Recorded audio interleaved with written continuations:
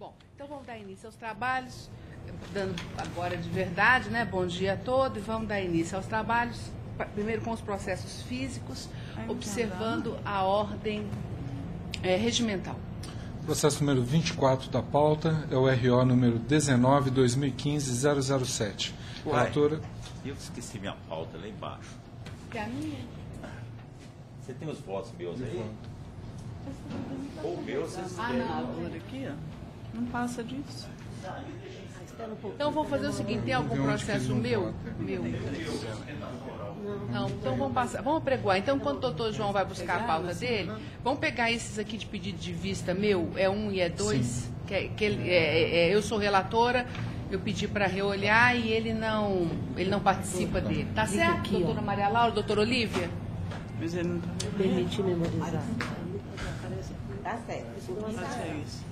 Maristela, Diga. vamos fazer os processos, aqueles processos 2 que eu pedi vista, porque o João não participa tá. dele, só para adiantar, tá? É o AP número 1010-2008-012. Está com vista para a doutora, indicação de vista do doutor Amor. Esse é aquele processo do cálculo pericial da ação contra a Sociedade Mineira de Cultura. E a doutora Maria Estela fez uma divergência e eu fiquei com dúvida a partir da divergência dela daquilo que foi sustentado da tribuna e pedi vista. E eu acho que, do ponto de vista aritmético, o advogado tem razão. Eu até fiz Não, tá certo. Tá certo? Concorda? Eu Concorda? não tinha entendido, porque Eu também demorei horas. E ele não explicou o perito não gostava. Então, sabe o que eu fiz? Eu fiz uma coisa que é péssima. Eu liguei pro perito e falei com ele, olha, eu quero uma explicação de por que esse divisor 90. Aí ele falou, eu também não estou sabendo por quê, depois eu vou ligar. Eu falei, então você liga lá pro meu gabinete, só me diz por quê, não importa, não juízo de valor. Aí eu desliguei o telefone, peguei o processo, aí é que eu vi que ele era 20 vezes 4,5, dava 90, quer dizer, ele pegou os dois fatores, mas eu falei, aí ele falou, aí até me agradeceu, falou, muito obrigada, da próxima vez eu vou colocar. Coloca, porque a gente, às vezes até a gente entende matemática, mas demora para olhar. Então, todos de acordo? Sim. Então, prevalece a unanimidade. Unânime. Conhece unânime. O outro é um outro também que tem uma divergência da doutora Maria Estela, e eu revi o processo, e eu vou manter a minha posição, mas eu transcrevi aqui aquilo que foi o suporte da divergência dela, e estou com as duas opções. Então, aí fica a critério de cada um. E vou explicar por que eu estou mantendo. Eu entendo perfeitamente o teor da divergência da doutora Maristela, é razoável, é coerente, tudo isso. Mas aqui eu vou ficar com esse entendimento por causa do teor da defesa. Porque a defesa, ela não nega a ocorrência do acidente, e a empresa, eu achei que foi muito relapsa na pré-constituição de prova do acontecimento, emissão de CAT e tal. Como eu já estou diminuindo o valor da indenização, ajustando a extensão de dano, etc., então eu vou manter. Mas aí eu já fiz as duas posições. A minha primeira, doutora Maria Estela. Eu vou ficar com a segunda. Fica com a segunda. Doutora Olívia. Eu vou ficar com a segunda. Com a segunda também. Então tá tranquilo. Prevalece, então, a segunda opção e eu fico vencida na primeira. Que aí é bom que já vai o registro também do... Eu até entendi. Isso realmente tem, porque a empresa fala uma fala... coisa um pouco diferente. Ele põe a culpa exclusiva dele. Isso não tem. Mas o que não foi nexo causal. Não, tudo bem. É duvidoso. A prova está duvidosa. Parece-me que vai resultar na improcedência dos pedidos iniciais. Eu copiei. Exatamente. Aí esse valor da condenação não vai ser reduzido. Não vai ser reduzido. Inverte, né? Inverte, desculpa. Eu fiz a modificação aí, mas não modifiquei essa parte. Parece. A semana foi muito apressada. Tá. Esse negócio do divisor me deixou meio maluco. Aí a questão de honorários. Honorários pela resolução, inverte os ônus, honorários pela resolução. Ok. Tá. Tudo bem? Desculpe, eu puxei aí, pus a parte principal, mas esqueci de ajustar essa acessória. Tá. Sim, Tá 3 certo? gotinhas. Então tá, feitos esses. Doutor João, prontinho? Pronto. Então vamos lá. Então, retomando o processo número 24 da pauta, que é o RO número 19-2015-007. Relatora a doutora Maria Estela Alves da Silva Campos, revisora a doutora Olívia Figueiredo Pinto Coelho. A recorrente é Bárbara Macedo da Cruz e recorrida BRR, Assessoria e Cobrança de Administração Crediária Limitada. Inscrito para a sustentação oral, Dr. Sérgio Jorge Vieira Campos Filho, pela recorrente Bárbara, 24. 24 da pauta, tem a palavra a relatora para a súmula do seu voto. Eu conheço o recurso interposto pela reclamante, rejeita preliminar de nulidade arguída no mérito nego provimento. Doutor, tem a palavra. Primeiramente, um bom dia à douta turma, aos demais servidores, aos representantes do Ministério Público nessa penúltima sessão. Né? Eu tenho boas lembranças dessa turma aqui, porque da última vez, salvo engano, eu vim na primeira sessão após a conquista do título da Libertadores do Atlético. Galo, Então eu tenho boas lembranças. Aqui nem todo mundo é atleticano. Se eu fosse o senhor, eu não falava isso, porque a doutora Maria Estela é cruzeirense. Chata, viu? Pois bem, entrando na discussão, a contradita ela foi acolhida na primeira instância pelo fato da depoente que foi arrolada pela reclamante ser possivelmente uma testemunha de casamento da autora. Esse fato lhe foi negado e, inclusive, a testemunha que confirmou tal fato, ela também foi convidada para o casamento da reclamante. Então, de certo modo, isso causa uma certa estranheza, porque, nesse caso, as duas testemunhas estiveram no casamento. E esse fato não foi sobejamente comprovado nos autos. E outro fato importante também, que merece ser destacado, é que em audiência de instrução ficou claro que a empresa era pequena, possuindo um pequeno número de empregados. Eram 3 funcionários no caso.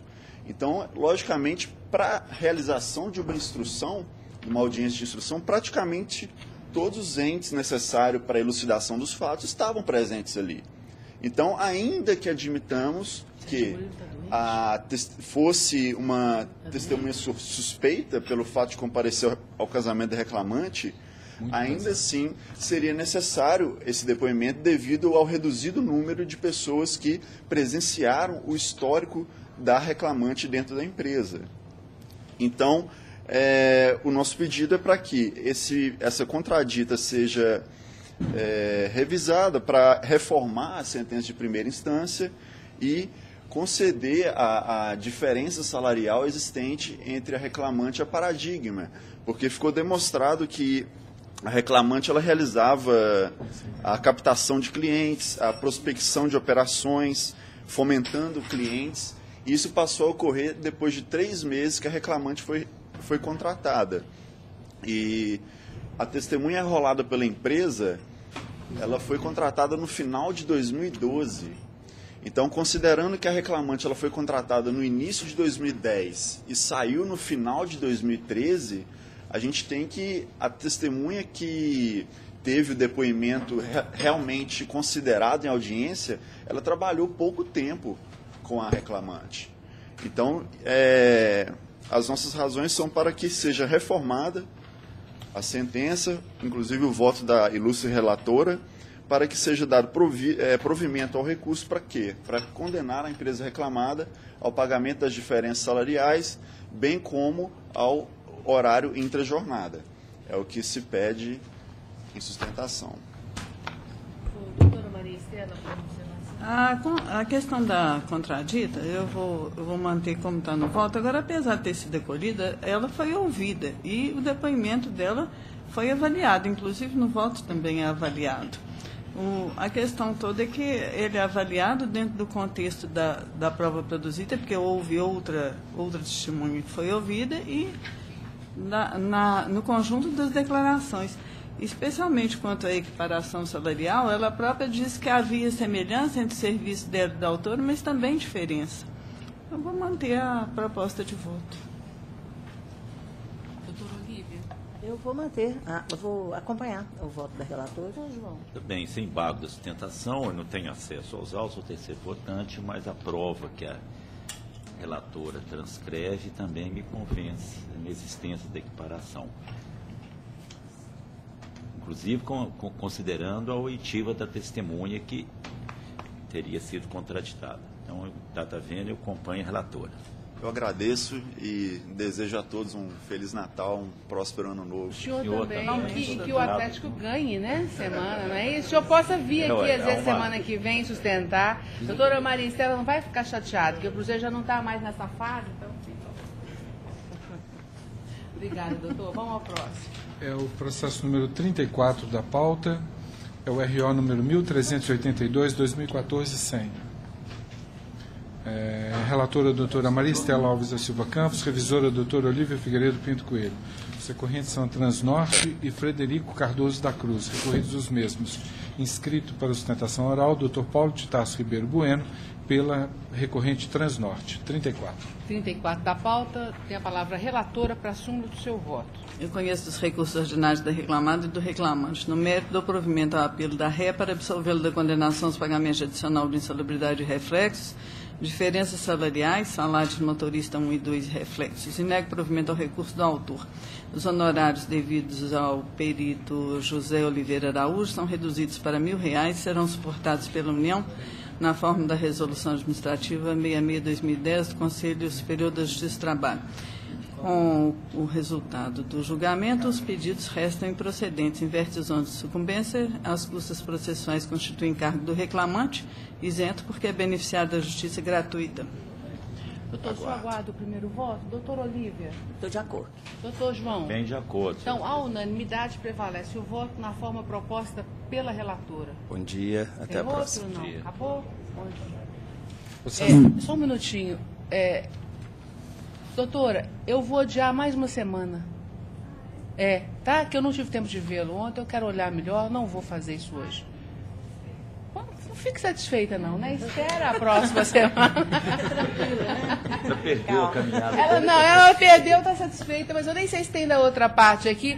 Ela fica satisfeita porque é sempre uma esperança, né? Mas eu não estou te dando nenhuma esperança, não. Então tá bom, é assim entendido, então tá. Participa desse processo? Não participo. Tá, Maricela, eu já tinha falado com a Olívia, eu não tive tempo, porque esse negócio, como eu disse ontem, ela foi lá no gabinete ontem conversar, e eu disse a ela, esse negócio do divisor me deixou meio louca, esse fim de semana o Paulo Emílio teve meio doentado, então eu não tive tempo de ver.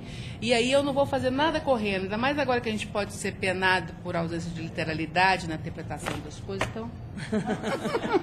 Pelo menos se eu errar, eu vou errar consciente. Ainda não passou nada, Então tá bom. Mas não, eu também tenho. Eu também tenho medo disso, não, vamos lá. Mas então é isso, só para a senhora não ficar esperando aí, eu não sei se tem advogado da outra parte aí. Vai ser na segunda-feira à tarde. A nossa pauta é dia 12, tá? Não precisa, já sustentou essa parte, não precisa de ver, eu estou só informando, viu? Me desculpe, mas não foi possível. O que não é possível, não é possível. Tá? Então vamos lá. Tá, bom dia, senhor. Viu, você sabe qual que é? É um que vem adiado da semana passada. PJ, eu te falo na hora, vai continuar Eu adiado. acho que eu estou com ele aqui. Tá. O processo número 3 da pauta é o RO número 210-2014-018. Relator, doutor João Bosco Pinto Lara, revisora, doutora Mônica Sete Lopes. A recorrente é Ita Plásticos, Comércio e Indústria Limitada ME, e recorrido Matheus Lucas da Silva Mendes. Inscrito para sustentação oral, doutor Yuri Gomes Neme Pedrosa, pela recorrente Ita Plásticos. 3. 3 da pauta, tem a palavra o relator para a súmula do seu voto. Nossa. Senhora Presidente, vou ler a conclusão do voto. Deixa eu ver qual que é. Esse é aquele, né? Eu estou conhecendo do recurso único da reclamada. No mérito, vou dar-lhe provimento. Primeiro, para decotar da condenação o pagamento de indenização das indenizações por danos morais e materiais. Autorizar a compensação dos valores quitados ao empregado a título adicional de insalubridade, conforme se apurar nos demonstrativos de pagamento juntados aos autos. Sucumbente na pretensão objeto da perícia médica, o reclamante é o responsável pelo pagamento dos honorários periciais correspondentes, agora reduzidos a R$1.000, os quais serão quitados na forma da Resolução 66 de 2010. Fixo novo valor para condenação em R$35.000, com custas de 70. Ou seja, o que está sendo mantido é o adicional de insalubridade, as diferenças do adicional de insalubridade, o que se deve a ele ainda título adicional de insalubridade. Você tem a palavra, doutor. Excelência, diante o provimento do voto... Eu só gostaria, senhora presidente, só de fazer uma observação. Esse processo me causou uma perplexidade. Eu até, coisa que normalmente a gente não faz, eu até escrevi aqui com letras garrafais, em algum lugar. Aquela parte ruim que fica para a gente, sobretudo por esta mal falada nona turma, mal falada, mas quando se fala mal dela, eu me sinto honrado com que se fala mal dela. Eu acho que nós estamos no caminho certo. As coisas têm caminhado no sentido dos nossos pensamentos, enfim. Mas aqui o que acontece? Houve uma condenação de R$300 mil em indenizações por danos morais e materiais, por um acidente típico, isso não tem inegável, ínfimo. O sujeito perdeu a calota desse dedo aqui, né, do pai de todos. Não chegou a perder nem a unha, excelência. Ele perdeu a calota, essa digital do dedo. Isso foi um acidente, ou seja, a máquina mordeu na mão dele, sem um mínimo de culpa da empresa reclamada. Ele não estava, dizendo, a prova, aliás, é toda no sentido de que ele estava vagando. Interessante que, quer dizer, vagando pelo interior da fábrica. É questão de curiosidade. Ele enfiou o dedo de uma rebarba lá. Ele era muito curioso, ele era muito curioso. Inclusive, ele foi advertido no momento antes de acontecer para que não colocasse a mão. Falar, olha, o senhor não faça isso. E a pessoa que estava responsável... Aí o que acontece? Eu fico preocupado com isso, porque isso gera uma expectativa na pessoa. E depois a pessoa fica frustrada. Você vai examinar o processo, não tem o acidente da monta em que se imaginava, não tem culpa da empresa, não tem absolutamente nada de... Então, procedente a ação. Uma ação que gerou uma indenização, ou duas indenizações de 150 mil cada uma, de 300 mil reais, para uma microempresa. Sim. Que hora é isso? Pois não, doutor. Pela ordem, só um esclarecimento aqui. Pois não. Ele era menor de idade, trabalhava em atividade perigosa? Não, na verdade... Como mecânico? Não. Isso ele que diz. Ele diz. Não, parece que é controverso, fato. Não tem nada. Ele entrou com 16 anos como almoxarife. Depois ele passou a auxiliar de mecânico. Depois que ele retornou do acidente, que foi dada a oportunidade para ele. Então não tem, ele nunca trabalhou como mecânico, ele entrou lá com 16 anos, primeiro como almoxarife, depois como auxiliar de mecânico. Bom, um fato curioso desse processo... Ele estava manuseando uma máquina perigosa com 16 anos. Não, doutor, o senhor, não sei onde o senhor está tirando isso do meu voto, não. Ele não estava manuseando, ele estava andando pelo ambiente de trabalho. Não, isso aí Vossa Excelência faz o que quiser com o processo. O relator... A prova dos autos revela que ele era auxiliar de mecânico, que ficava lá para ajudar o mecânico. Ele era traz de 94, isso, traz aquilo, traz não sei o quê. E ele estava andando na fábrica, para uma máquina que não estava com defeito, ele olhou lá, funcionando, tinha uma rebarba, uma fábrica pequena, então todo mundo anda no ambiente. Ele enfiou o dedo lá para tirar a rebarba. Exatamente, e foi advertido. Já era maior de idade. Ele foi dispensado com 2003. Quando o acidente aconteceu, ele já era maior. Eu só estou dizendo que quando ele foi admitido com 16 anos, ele não era auxiliar de mecânico. Não, de forma alguma. Ele nasceu em... Essa questão que foi abordada com relação à manutenção da máquina, a prova produzida nos autos das testemunhas e é expressa no sentido que para que você possa fazer manutenção numa máquina dessa, como ele está lendo meu voto, eu estou preocupado se não está no meu voto. Não, está tranquilo. Ele já viu, já peguei os processos aqui, a gente já viu as datas. Isso estava historiando só, É só o prefeito, eventualmente, instaurar um inquérito para apurar a condição de trabalho na empresa, como todo, já que há... O senhor quer ter vista? Não é necessário que se o senhor quiser, não, se o senhor quiser, tem vista. Não tem problema nenhum, porque aí olha lá com mais calma, porque o acidente aconteceu mesmo, isso não tem dúvida. Não, isso né? Eu fiquei até com um pouco na dúvida. A doutora Maricela vai acompanhar o doutor João. Então, eu vou ficar vencida só porque eu daria um valor, eu reduziria o valor porque reduziria sensivelmente o valor da indenização, mas manteria a condenação. Então, acho que tem culpa. Senhora, então, uma questão de fiscalização, de tudo. Vou ficar vencida, é um sinal. Me permite não, mas já ganhou. Eu estou vencida, é um sinal. tá? É um sinal sempre, a divergência é sempre um sinal de cautela para a empresa. E nesse sentido, a mensagem. Então, eu vou ficar vencida, porque eu reduziria bastante o valor da indenização, considerando, inclusive, esse fato que é o da curiosidade dele, né?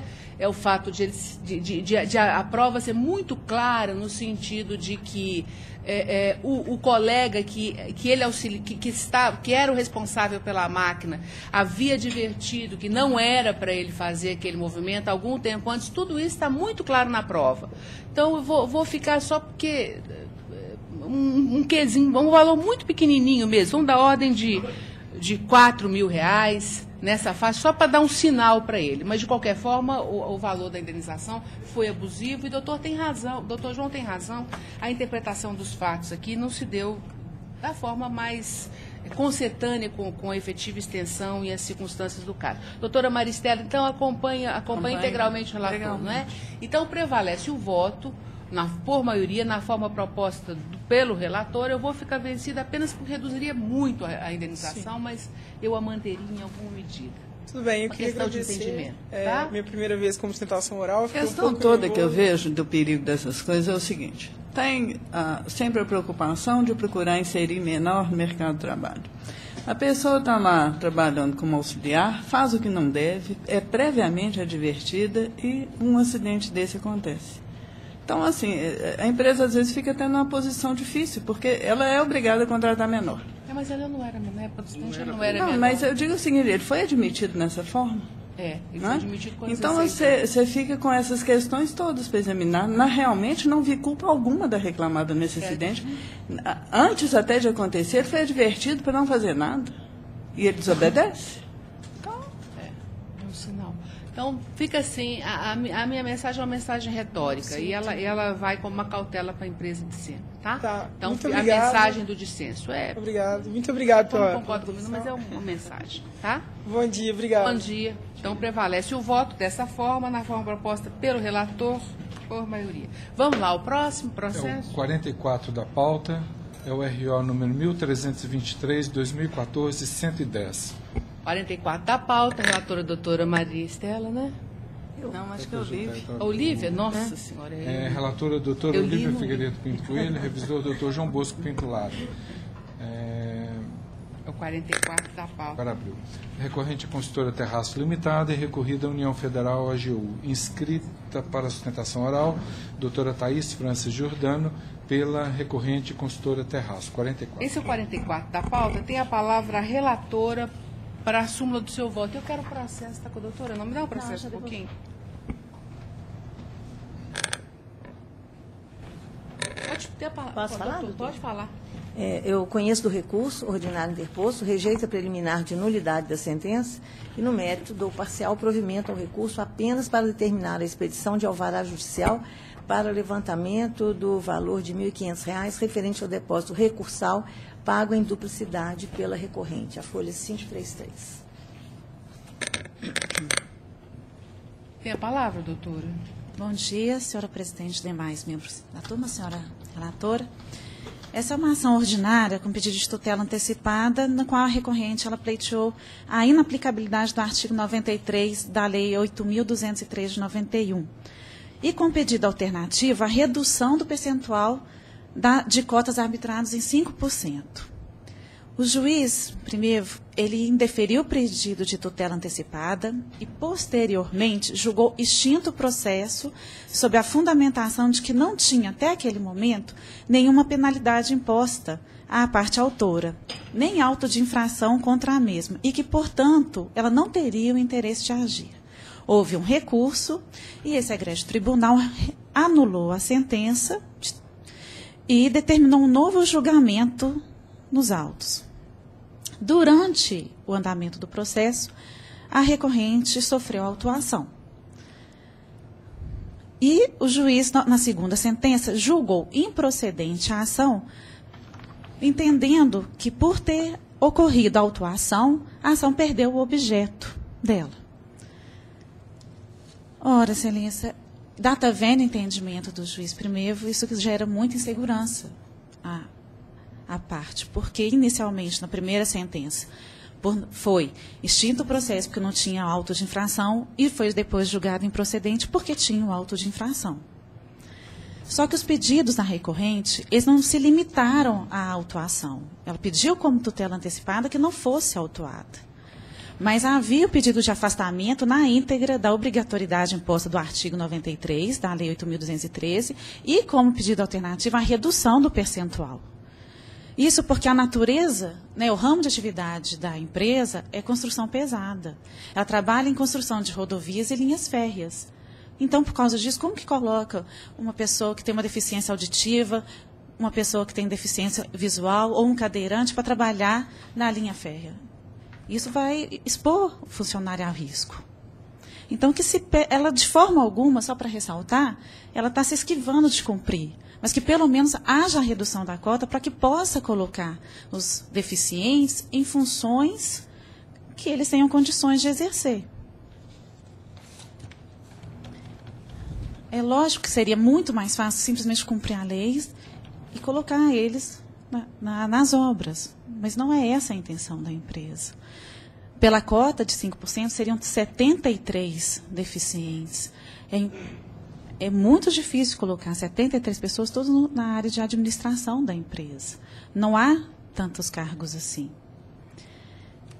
Somado a isso, o juiz também entendeu que indeferiu, né, e julgou improcedente o pedido de redução de cotas, porque o artigo 93 ele não prevê isso. Mas foi esse o objeto da ação, foi esse o motivo que a recorrente entrou com esta ação, para que o Poder Judiciário analisasse casos específicos, casos especiais como o dela, e que pelo menos reduzisse essa cota, se entender que não pode afastar a aplicabilidade do artigo. Outro ponto também objeto do recurso foi os honorários advocatícios, que foram arbitrados em valor superior aos 20%. Foi arbitrado em quase o dobro do valor da causa. O valor da causa é R$ 724 e foi aplicado em R$ 1.500. Então, a gente pede essa redução para que seja seguido o artigo 85, parágrafo 2º do novo Código de Processo Civil e que seja arbitrado no limite até 20% do valor da causa. Diante do exposto, eu peço que julgue improcedente o recurso. Pois não. Presidente, essa questão desse afastamento generalizado da aplicabilidade, da obrigatoriedade, né, de aplicabilidade do artigo 93 da Lei 8.213, eu estou afastando, porque eu estou entendendo que os argumentos da empresa eles não são suficientes para amparar essa pretensão, porque o objeto da empresa, a meu ver, é um objeto amplo, o objeto social é um objeto amplo. Então, a empresa poderia sim, adotar políticas de inclusão para poder incluir as pessoas com deficiência no seu quadro, porque tem, inclusive, setor administrativo. Então, realmente, eu não vejo fundamento para não aplicar. Eu não vejo fundamento. Eu verifiquei aqui, estou até procurando aqui no voto, tem um relatório aqui nos autos do MTE que fala que, eu não estou encontrando aqui aonde que eu coloquei, tem o número de pessoas com deficiência na empresa é muito reduzido, realmente é muito reduzido. O objeto social é amplo e a empresa pode se adaptar e adotar políticas. Então, o que eu estou fazendo aqui é cumprir a lei, determinar que se cumpra a lei. É somente nesse sentido. Vou manter o voto. Com relação aos honorários sucumbenciais, eles foram fixados em R$ 1.500, estou entendendo proporcionais, razoáveis, entendo que devem ser mantidos, e estou determinando a liberação do depósito recursal que foi feito em duplicidade. Eu vou manter o voto. Certo. Doutor João, quer falar? Precisa ficar claro que a atuação ocorreu já depois de proposta da ação. Ele entrou com uma ação declaratória, buscando a inaplicabilidade do artigo 93, 8.213. Então, nós não estamos discutindo aqui o auto de infração, até porque eu não vou entrar no mérito do auto, não sei o que eu sei que ele existe, ele está lá, mas eu não acho que o voto não entra no mérito do auto de infração. Então, nós não estamos discutindo o auto de infração, que poderá ser discutido eventualmente numa outra ação. Isso aqui não vai fechar as portas para essa discussão. Em relação a esse primeiro aspecto, eu estou acompanhando a relatora. Não há que se falar em constitucionalidade do artigo, nem inaplicabilidade. Até aí tudo bem. Agora, a minha divergência é parcial e daí para frente. A lei está aí, é importante. Nós já discutimos isso aqui, é exaustão. Esse caso aparece aqui com muita frequência. Quer dizer, eu estava até, um dia desse, até rememorando lá até curiosamente, esses casos sumiram nos últimos meses, mas isso aqui, a gente julga isso recorrentemente. E eu já tenho a oposição formada, a lei é importante, está aí, tem que ser aplicada. Agora, o juiz, na aplicação dessa lei, ele tem que ter um pé na realidade. Então, eu não posso impor a esta empresa, que tem 39 empregados na área administrativa e cento e tantos, 140, que trabalham em obras, estrada de ferro, não posso impor que se contrate deficiente físico, ou seja, portador de necessidades especiais para trabalhar em obra. Isso é o fim, é aquilo que nós conversamos no julgamento do caso anterior. Nós sabemos que isso, quer dizer, fazer uma determinação dessa é colocar em risco a vida e a integridade das pessoas. Eu não sei se a lei foi criada, instituída para isso. Embora haja quem entenda, e eu tenho visto por aí, que a lei tem que ser aplicada a ferro e fogo. Não é. A lei fala, ela fixa uma cota, não é? E, obviamente, isso aí será verificado caso a caso. E é o caso dessa empresa. Então, eu daria esse provimento para declarar que esta cota, considerando a atividade da empresa, a empresa de engenharia de obra, essa cota fosse fixada apenas, porque também nós não podemos inviabilizar o funcionamento da atividade empresarial. Imagine se nós estabelecermos essa cota e os 39 empregados administrativos, se a empresa não quiser colocar em risco a vida, a integridade, a saúde dos outros, ela vai ter que colocar todas essas pessoas na área administrativa. Nós vamos inviabilizar o funcionamento da empresa. Né? Num país em crise, em que a gente quer emprego de qualidade, salário, né? Então, nós temos que conviver com isso, né? Embora haja quem diga com verdade, essa inversão de valores na nossa democracia virou uma democracia das minorias, né? Então, eu estou dando um provimento parcial para declarar que a sua cota deve ser fixada, o percentual da cota, com base no corpo administrativo da empresa. É o meu provimento parcial. Doutor, só um esclarecimento aqui, doutor João, não sei se ele observou essa questão aqui que consta aqui no voto. É o seguinte, aqui eu ainda falo o seguinte, conforme um relatório do MTE, constata-se que o quantitativo de cargos na área administrativa da empresa supera em muito essa cota. Eu sei, doutor Olívio. Pois é, não, eu estou concordando. Eu estou concordando com o senhor. Então, eu ponho da possibilidade que existe. Eu sei, mas veja bem, se Vossa Excelência continua mantendo a obrigação de que a empresa deve aplicar um percentual sobre o total do quadro, o que significa? Que todo o pessoal administrativo, ou quase todo, vai ser deficiente.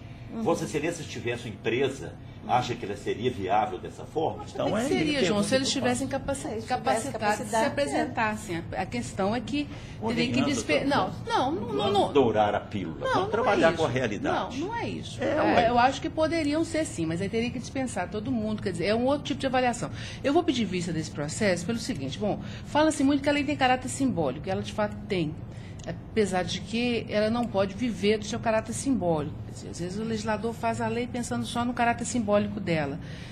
Nesse caso aqui, essa lei ela tem uma mensagem muito importante. Sim, é uma mensagem de não, eu sei disso. É uma mensagem de valorização do trabalho das pessoas que têm alguma deficiência. Por outro lado, ela revela algo que é nefasto no nosso país, que é um déficit enorme de formação que abrange todos nós. Né? Não abrange apenas as pessoas que têm alguma deficiência, abrange também os que não têm deficiência, quer dizer, enfim, se é que existe alguém que não tenha alguma dentro do sentido mais lato da vida. Mas, enfim, então, nesses casos, o que eu tenho avaliado, todos eles, tenho procurado avaliar com muita força, é o seguinte, eu tenho que ver da empresa um esforço sincero de tentativa de contratação dessas pessoas. Eu não sei se eu posso, eu vou pedir vista exatamente para ver o processo, eu pus uma anotação aqui para ver, eu pus aqui, provou-se o esforço para contratar, para mim esse é o ponto central. Eu não sei, e aí é uma dúvida que tenho, se é possível fazer isso que o doutor João está propondo, ainda que eu possa entender a razoabilidade dentro de parâmetros concretos daquilo que ele está dizendo, né? Mas o que eu espero é que as empresas demonstrem no processo, com muita clareza, um esforço sincero e claro de contratar pessoas, eventualmente até de formá-las. Porque nós sabemos também que essa contratação é difícil, porque às vezes os valores de salário, eles não são altos, que é outra característica nefasta da nossa realidade para esse tipo de cargo. Então, às vezes não compensa para a pessoa sair de casa para ter uma atividade dessa, por mais valor que ela tenha do ponto de vista da sua realização pessoal, por mais importante que seja o trabalho. Há certamente os riscos, a empresa tem que ter esse cuidado. Então, eu acho que nesses casos, o que as empresas têm que fazer é provar isso, trazer isso muito claro, até como uma mensagem também simbólica de um esforço que tem que ser feito por todos. O judiciário, um papel muito pequeno nesse caso, o máximo que ele pode fazer é dizer. Então, como eu não tive tempo de ver o processo, eu sou terceira votante, tinha lançado aqui, quando preparei a pauta, uma dúvida, né? Então, eu vou pedir vista certamente para a próxima semana e vou trazer o voto na próxima semana. Só esclarecer você, você não vai encontrar esse fato nos autos, não. Não, mas eu quero olhar... O processo não se destina a isso. O pedido é muito claro, são dois pedidos, quer dizer, um pedido e o sucessivo. Qual que é o pedido? Inaplicabilidade da lei. Pedido então esse já rejeitado, o juiz rejeitou, o doutor Oliva rejeitou, também rejeito. Segundo pedido, se a lei é aplicável, que a fixação de cotas se dê dentro da realidade. Porque não se discute aqui se a empresa tem ou não tem, se fez esforço. Esse fato não está no processo. Pois é, mas eu abri o processo. Posso só fazer uma observação? Foi juntado as publicações, recorte de jornal, e-mails, currículo também. Foi juntado. Para mim isso é importante. Até porque eu acho que eu não posso avaliar... fato que não tem discussão. Mas para mim está, doutor João, porque ela só pode pleitear essa redução se ela provar que fez o esforço de contratar e as pessoas não apareceram com a qualificação necessária, inclusive com um tipo de deficiência que as possibilitaria trabalhar eventualmente nessa área de maior risco. É o meu entendimento. Tá? Então, nós temos que focar no provimento institucional que foi pedido. Não permite. Pois é, então aí eu tendo a acompanhar a Vossa Excelência. Mas, de todo modo, para minha clareza de pensamento, eu vou pedir vista para a próxima, tá bem? Então fica assim, na segunda-feira? Da segunda-feira 12 horas aqui. Tá, obrigada. Bom dia. Bom dia. 14. Doutora Mônica, pauta normal. Pauta normal. Então, vamos acabar os processos com... os físicos, tá? Então, vamos lá. Processos de que é relator o doutor João Bosco. Não tem mais algum... Todos de sustentação vieram, não foi? Então, tá. Então, processo de que é relator o doutor João Bosco... Oi. Ah, não, o seu é PJL. 2 minutos. 2 minutinhos, só para a gente matar isso aqui. Não, de jeito nenhum. Nós estamos só começando. Um minutinho só, tá? Tá bem. Então tá, me desculpe. Então vamos lá. Processo de que é relator o doutor João Bosco e revisora sou eu. Do número 1 ao número 6 não há registro de divergência. Doutora Maria Estela, tem alguma? No 4 eu sou suspeita. No 4 Vossa Excelência é suspeita. Mas nos outros, até o 6, eu estou de acordo. Tá. Então, no 4 a doutora Maria Estela é suspeita. Doutora... Olivia votou? Olivia, teve tempo de preparar? Sim. É aquele do não conhecimento. Não conhecimento? Aliás, eu nunca vi aquilo. Aquilo é coisa do CIVS, talcídio, né? Não, tudo bem. Então, vamos lá. Você suspeita por causa dele? Claro. Vamos deixar para lá? Então tá.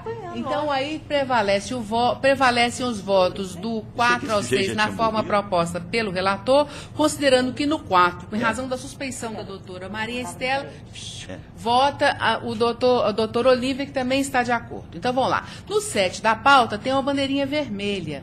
E essa bandeirinha vermelha é minha. Eu manteria o valor da indenização pela acusação de furto. Doutora Maria Estela. Eu estou com o relator. Então, prevalece o voto. Na forma proposta pelo relator, eu fico vencida. Do 8 e 9 da pauta, não vejo nenhuma anotação de divergência. Doutora Maristela. No 8 eu tive uma pequena dúvida. Deixa eu ver aqui o que é. 8? 8. Tem uma água atrás aqui, tem. É na parte da equiparação salarial. Que foi julgado improcedente... Recurso do reclamante, não é? É. Ah. A autora pleiteia enquadramento como bancário e a formação do vínculo com o primeiro reclamado, que por si só descaracteriza ou torna incompatível a possibilidade de acumulação de tais pedidos, uma vez que a paradigma apontada da empregada é segunda. Porque ela está querendo equiparação com quem não é colega dela de mesmo empregador. Ela é do Carrefour, né? Está querendo equiparação com o banco via ilicitude de terceirização. Já acho que ela quer outra coisa. Não, ele pediu de equiparação salarial foi com Joyce Cristina. Deixa eu ver esse processo. Agora, essa Joyce Cristina, isso que eu fiquei sem entender se ela era empregada Prega do o processo aí para mim, por favor. segundo. Eu vejo, eu sou relator, eu vou resolver isso. Porque o juiz deu a ilicitude da terceirização, tá certo? Deu. E... Quer dizer, não tem nem terceirização, né? Não, eu sei, claro. Mas entendo. Hoje qualquer eu digo relação que o fundamento hoje é terceirização. Quer dizer, a pessoa é empregada do Carrefour, e o Carrefour não é empresa colocadora de mão de obra, o Carrefour é o maior hipermercado do mundo, um dos maiores, então não contrata ninguém para colocar à disposição de outro, então não é terceirização.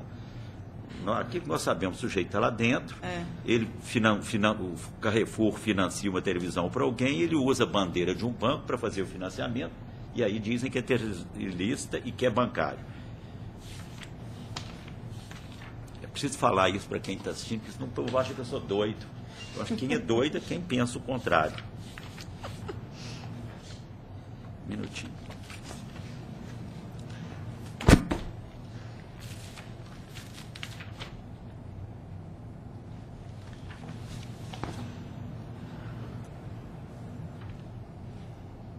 Aí ela Enquadramento como bancário. Ela pede o enquadramento como bancário e ganha. E a sentença indefere depois a equiparação salarial. Indefere a equiparação porque a Joyce Cristina não é empregada de quem a contratou primitivamente. Então, eu acho que o fundamento aí ficou um pouco... ficou estranho.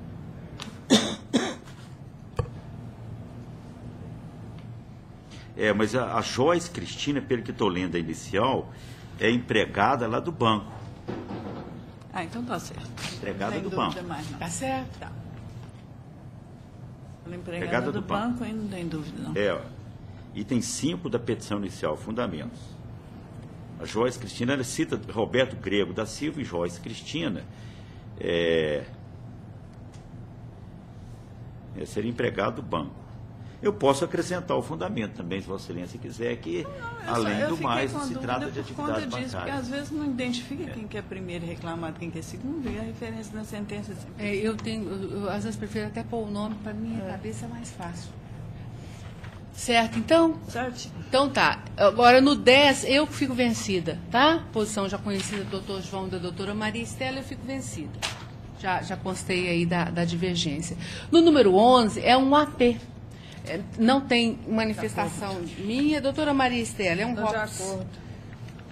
É um PPS. Bom, no número... Agora são os meus. São os acabaram. Os doutor João são os meus de relatora, tá? Então, aí, do 12 até o 21.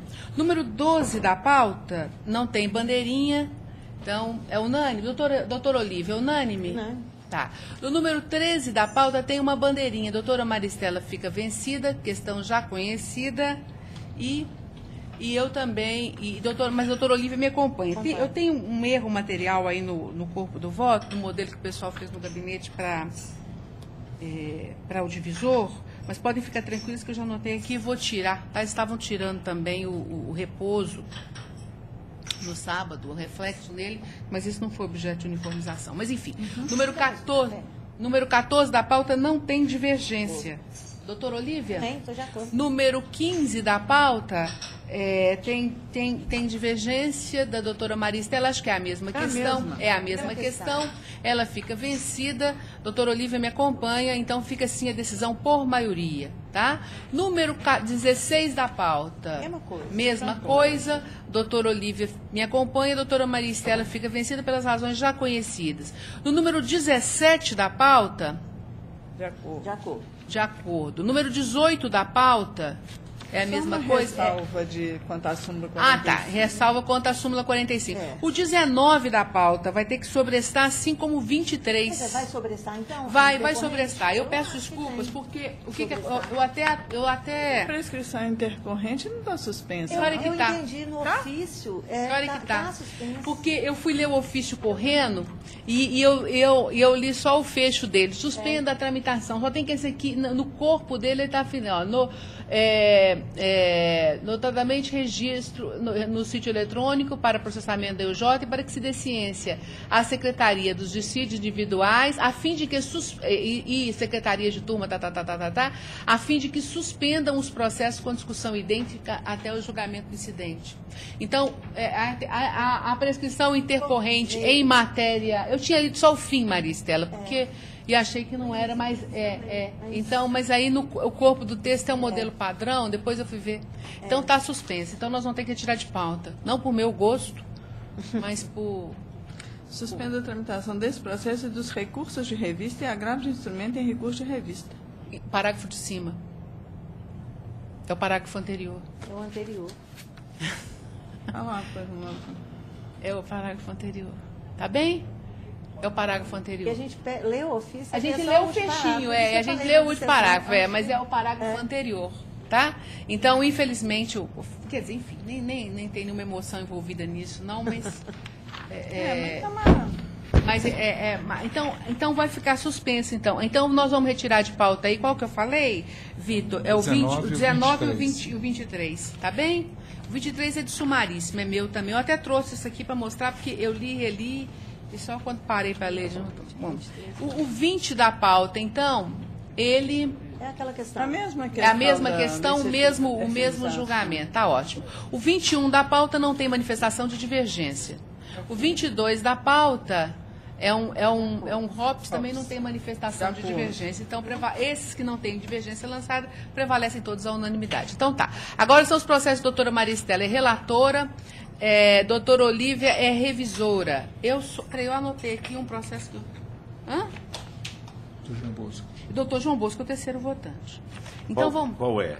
Então aí, 25 e 26 não tem manifestação de divergência. 27 da pauta tem uma bandeirinha vermelha, é a pressão sobre... 27 eu fico... Não, 27 vai ser sobrestado. A prescrição intercorrente. A prescrição intercorrente. No 28 da pauta... Eu estou com a primeira opção. Primeira opção, unânime. 29 e 30, não tem nenhuma manifestação de divergência. Obrigada. Tem, doutor João? Não. Não? No 31 da pauta, tem uma divergência da doutora Olívia. Primeira opção, doutor João. Primeira opção também? Primeira opção. Então tá, primeira opção unânime. 32 da pauta. Eu fico vencido. Doutor João fica vencido. Prevalece a decisão na forma proposta pela relatora. 33 da pauta. Eu fico vencida. Doutora Olívia fica vencida, já manifestou. 35 da pauta não tem nenhuma bandeirinha, unânime. 36 da pauta. Primeira opção. Aí eu fico vencida. Na segunda? Então, primeira opção prevalece, por maioria, vencida a doutora Olívia na segunda opção. 37 da pauta. Unânime. 38 da pauta. Fico com a primeira. Eu também. Primeira opção, unânime. 39 da pauta. Primeira opção. Primeira opção, unânime.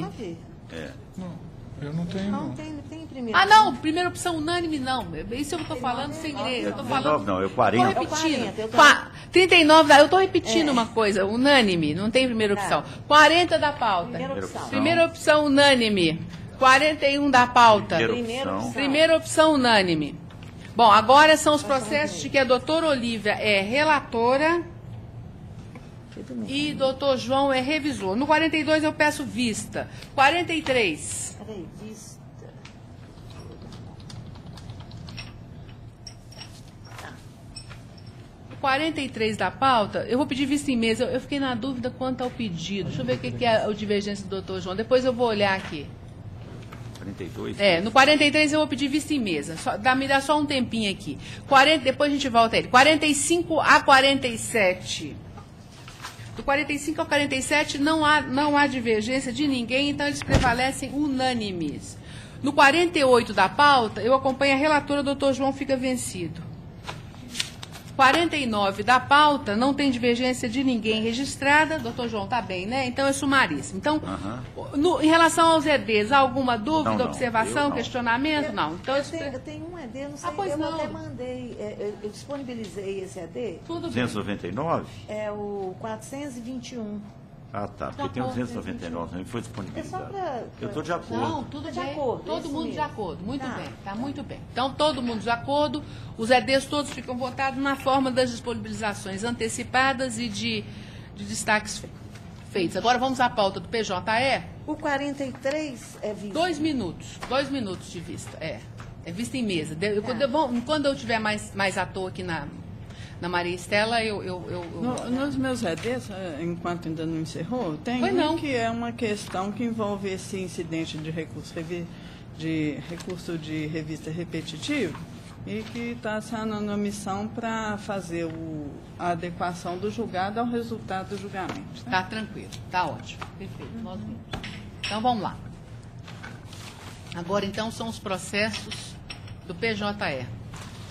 Da sessão de 9 horas e 30 minutos, de relatoria do Dr. João Bosco Pinto Lara. Há advogados inscritos e presentes, observando a precedência das inscrições. O primeiro processo número 7 da pauta é o RO número 10453-52-2016. O recorrente é Sérgio Antônio Medrado Pinto e a Caixa Econômica Federal. Recorridos os mesmos. Inscrita para sustentação oral, doutora Cíntia Batista Pereira, pelo recorrente Sérgio, o 7 da pauta. Então, está tranquilo. Então, o 7 da pauta, quando o doutor João abrir, ele tem a palavra para a súmula. Ele caiu. Também estou devagarzinho, caiu o meu também. Para a súmula do voto dele. Qual que é a Caixa Econômica, Sérgio? 7 da Caixa, isso.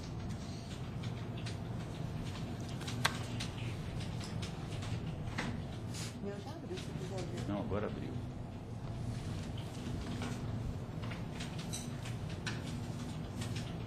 Ah, que frio.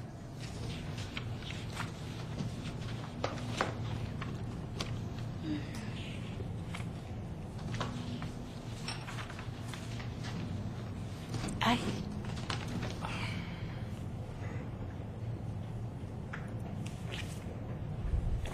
Caixa, Sérgio. É esse. Usa as duas partes.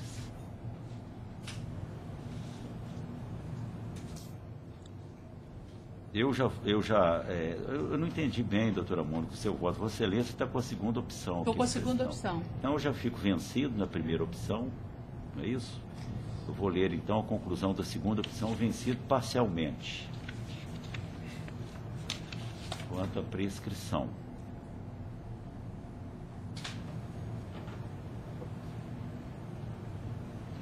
Eu estou conhecendo, fico vencido parcialmente na prescrição, no recurso da reclamada, e dou o provimento parcial ao recurso da reclamada para determinar que a incorporação ao salário das 3 verbas do cargo de confiança somadas, a saber, a gratificação de função, o CTVA e o POR de unidade, função gratificação efetiva, sejam calculados conforme determina o normativo interno MNRH 151 da CEF.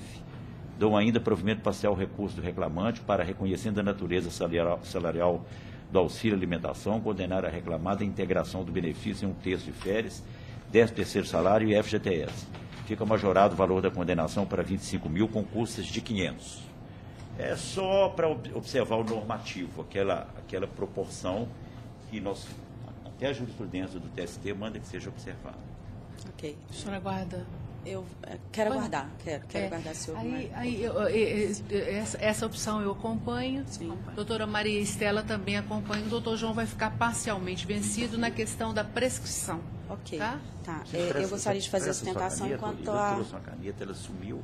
Bom, vou deixar a senhora fazer a sustentação, mas de uma próxima vez, quando a senhora quiser fazer a sustentação, a senhora não deixa a gente acabar de votar, não. Porque eu sou boazinha. Tá bom, obrigada, desculpa. Então pode fazer. Vamos ver se a senhora convence a gente agora. Vamos rapidinho. Tá bem. Bom, primeiramente, bom dia a todos, aos ilustres desembargadores, ao membro do Ministério Público. A sustentação, na verdade, ela versa sobre a incompetência da Justiça do Trabalho quanto ao recolhimento da FUNCEF, que foi sustentado aqui no recurso do reclamante, considerando que o Mas isso aí, doutor, a senhora está pelo reclamante? Estou pelo reclamante. Estou pelo reclamante. Porque, nesse sentido, a gente pede a integração que é paga pela reclamada ao fundo e não diretamente do fundo para que ele faça o recolhimento. Tanto é que o pedido é no sentido de que o que for deferido nesse processo, o que está sendo pleiteado nesse processo, é que seja integrado parte pela reclamada e, inclusive, parte pelo reclamante, para que isso integre posteriormente a aposentadoria dele. Em relação à integração do CVTA e porte, o nosso recurso ele versa no sentido de que seja considerado o último valor pago e não a média dos pagamentos ao longo do contrato do período imprescrito. E, igualmente, que, em relação aos reflexos da PLR, essa integração da CVTA e do porte também integre o cálculo, né, do último valor pago, e não das médias dos valores pagos ao longo do contrato do período imprescrito. Muito obrigada. Muito obrigada. Com relação à incompetência, eu, com todo respeito ao seu ponto de vista, nós não temos competência nenhuma para tratar de... Ainda que você está dizendo, isso aí é o que cabe a Caixa recolher e repassar. Isso aí tem que ser discutido, eventualmente, lá com a Caixa e com a FUNCEF. Porque isso implica em discussão sobre regulamento. Primeiro, nós não sabíamos antes, agora não temos competência, a FUNCEF não está aqui. Nós não sabemos se isso aí constitui base de cálculo do benefício de aposentadoria privada. A FUNCEF tem o direito de discutir, olha, isso não é base de cálculo, portanto, não vai para a complementação da aposentadoria. Daí a nossa incompetência. Para que pudéssemos ter a competência, a FUNCEF deveria estar aqui. E o Supremo já disse que não temos essa competência, então vou manter a decisão. Quanto a CTVA, nós estamos mantendo a integração da CTVA, súmula 372 do TST. Agora, a única questão a ser solucionada aqui, mantida, não é? Porque não foi assim que se fez em primeira instância, é a aplicação do normativo, ou seja, a forma de cálculo dessa integração, porque a Caixa diz o seguinte, CTVA não integra, CTVA é alguma coisa que se paga, não é gratificação permanente, portanto, não compõe qualquer gratificação para fins da súmula 372. Nós estamos dizendo o contrário, não. É uma gratificação de função, pelo exercício de cargo de confiança, de gerência, trabalhou por mais de 10 anos, tem que integrar. Agora, a forma de integrar não tem jeito, isso é unânime na jurisprudência, observando o normativo MNRH 115. Por isso, eu vou manter meu voto. Também a sustentação, só esse cuidado, quer dizer, vai sustentar, sustenta logo, porque depois todo mundo votou em determinadas turmas, a senhora não vai poder fazer isso não. Mas, de todo modo, como a sustentação versou apenas questões de direito, aí a oposição já consolidada, não há nenhuma, acompanha a segunda opção de voto do doutor João. Também. Com esses esclarecimentos dele, inclusive sobre a questão da competência, ainda a doutora Maria Estela e eu já tivemos dúvidas sobre isso, mas depois nós chegamos à conclusão que ficaria muito difícil dosar essa distinção, por isso que nós aderimos à interpretação dele também, né? Não é isso? Isso mesmo. Então, prevalece o voto na forma proposta pelo relator em sua segunda opção. Tá, muito obrigada. Obrigada, senhora, doutor. Boa sorte. Tchau. Obrigada. Processo número 15 da pauta é o RO número 11.340/18/2016. Recorrente é Edminas S.A., editora gráfica industrial de Minas Gerais, e recorrido Bruno Oliveira Diniz Couto.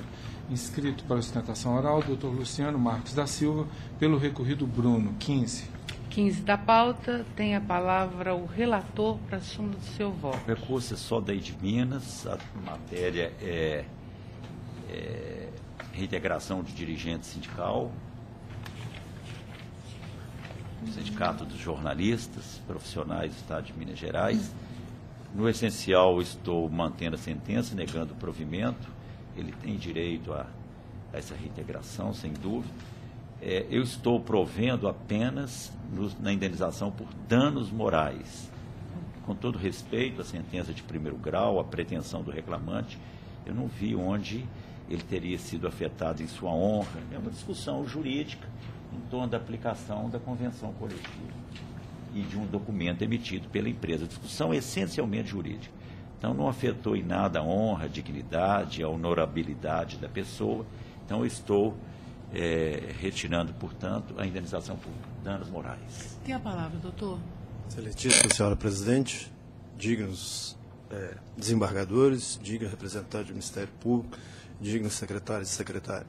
Na verdade, eu uso discordar com relação a esse aspecto, porque é o seguinte, dirigente sindical, liberado pela empresa, né, com ônus para a empresa, né, e no curso da estabilidade, né, foi demitido, pré-avisado, entramos com a ação de reintegração, e ao entrar o juiz deu a liminar, mas esse processo tem uma peculiaridade. Na verdade, a partir do momento que a empresa consentiu, através de contrato escrito, que ele ficasse liberado, né, com ônus, inclusive a própria empresa, ele é notificado no curso do contrato e demitido, na verdade é o seguinte, ele está ali, ele está sem salário, não se cumpriu, inclusive, a liminar, que foi determinado o pagamento de salário, né? Salário é a coisa mais sagrada que tem. E a partir do momento que você fica privada dos seus estipêndios, isso fere mortalmente, né? Isso caracteriza um dano irreparável a partir do momento que você priva ele da sua dignidade. Então é nesse aspecto que eu peço provimento, né? Uma vez que nem a própria liminar foi cumprida com relação ao pagamento de salários, em função desse aspecto de que a empresa se comprometeu a remunerar. Em vez de o fazê-lo, notificou e após ele não retornou, porque estava sob a égide desse contrato de liberação, aí em retaliação, o que a empresa fez? Sendo dirigente sindical, o demitiu, entendeu? E, na verdade, a situação dele até agora não se concretizou e não se resolveu e ele está privado dos seus salários. Então, nesse aspecto, eu ouso discordar do relator com relação à questão da expulsão aí da indenização por danos morais. Espero que seja feita a justiça. Senhor presidente, se ele fosse um dirigente sindical típico, esses são os autos que revelam, eu não queria nem tocar nesse assunto, mas a discussão que a empresa coloca nos autos, inclusive sobre a legitimidade ou não dessa representação dele hoje, é de que hoje ele é um advogado, inclusive um advogado militante, né, que eles exercem a advocacia. Se ele vivesse exclusivamente desse salário da empresa, eu até pensaria que ele teria sido realmente afetado, né, mas ele, o que os autos revelam é que isso é um direito dele, eu acho que a empresa não tem nem que... Mas ele não vive exclusivamente desse salário da empresa. Na verdade, há uma alegação e não tem uma comprovação. É uma questão de falar. Mas a questão da reintegração, ele foi reintegrado? Foi reintegrado. Por que ele não está recebendo salário? O que aconteceu com a reintegração? Reintegrado não, houve decisão liminar de reintegração. Quanto a esse aspecto, eles não recorreram, né? Sim, reconheceram tudo bem. A questão que ficou sobre a questão dos danos morais e sobre essa questão dos salários que eram pagos a ele. Tudo bem. Se eu abrir a petição inicial aqui, eu vou ver o seguinte. Ele foi dispensado, não tem dúvida nenhuma que tem é quase um acordo coletivo, né? Porque tem também um compromisso da empresa. Não, aquele termo, eu digo, é quase como se fosse um acordo coletivo, né? É da empresa com o sindicato, dando para ele a liberação, deu por um período anterior e renovou pelo novo período da gestão até 2017. Até né? Então, é isso que o doutor João lançou muito bem no voto, está muito claro a ação foi proposta, ele foi dispensado em... Parece-me que em agosto ou setembro. Agosto ou setembro deste ano de 2016. Então, imagino que imediatamente entrou com a ação. Isso, exato. Veio uma liminar que determinou a reintegração dele. Eu acho que esse fator temporal é muito razoável, ainda que eu entenda o constrangimento, mas para avaliar até essa dimensão de um eventual dano existente. O que me causou surpresa foi o senhor dizer que ele recebeu, que foi deferida uma liminar de reintegração e de que ela não foi cumprida. Até agora, até o presente momento, não houve êxito no cumprimento dela. Na verdade, é o seguinte, assim, depois que, lamentavelmente dizer isso aqui, depois que o Rui Muniz assumiu, hoje em dia, na verdade, ele joga tudo para o judiciário, né? 150 demissões, o Ministério Público está aqui presente aí, tem ações lá de... Então, assim, tudo judicializou. inclusive verbas rescisórias. Quando ele fala que não poderia mantê-lo nos quadros, que ele teria que requisitar ele para trabalhar, porque, na verdade, tinha mandado 150 jornalistas embora, sem direito absolutamente nada, nem liberar o fundo de garantia. A situação hoje em dia é um negócio calamitoso. E não tem, para o Rui Muniz, não tem lei. Essa que é a verdade. Então, assim, ele aproveitou todo, enxugou o quadro, comprou a empresa, né? E a partir disso é o seguinte, quem está aqui, eu pago. Quem está lá fora, eu negocio na justiça. E da forma que eu pretender. Essa que é a verdade. Lamentavelmente. Eu não gostaria de entrar nesse detalhe, porque isso não é dos autos, mas isso é relevante. Inclusive, tem um título executivo formado pelo Ministério Público que sequer eles cumpriram. Pagaram o gráfico, desativaram a gráfica, e até hoje está todo mundo sem receber absolutamente nada. Então, ele está aí. Não é só lá, não. Tem instituição de ensino também que ele é dono. É um negócio calamitoso. É um bandido. Desculpa, mas eu não ia chegar nesse preso até outro dia. Gente, então tá. Vamos voltar. Não, mas é uma coisa que foi, mas assim, é necessário que se coloque isso, extras autos, porque a coisa é... Não, tá. Eu estou entendendo. Bom, tudo bem. Então, vamos lá. Então, é o seguinte. Doutor João, quer mais algum comentário? Não, sabe o que é? Porque há dirigente sindical que precisa do seu salário para sobreviver. E ele está aqui, claro, ele foi em busca ele é representante da categoria, uma categoria das mais importantes, pela expressão social que ela tem, ele conseguiu a reintegração. O doutor Luciano está dizendo, é verdade, o advogado do Sindicato dos Gráficos, que é nosso conhecido, nosso amigo, né, Jura, se trocar ideia, se bater o processo seu, que eu não vou julgar não, mas o quadro lá é caótico. Logo no princípio, ele comprou esse jornal e liquidou, acabou com tudo, passou a régua, jogou todo mundo. Então é o seguinte, eu estava atendendo... calamitoso. Agora, vou me ater ao que está no processo.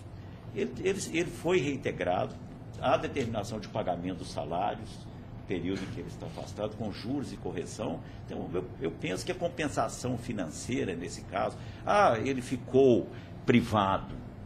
Se ele sobrevivesse disso, eu daria uma indenização aqui de R$500 mil. Mas ele não sobrevive. Felizmente, ele não sobrevive disso.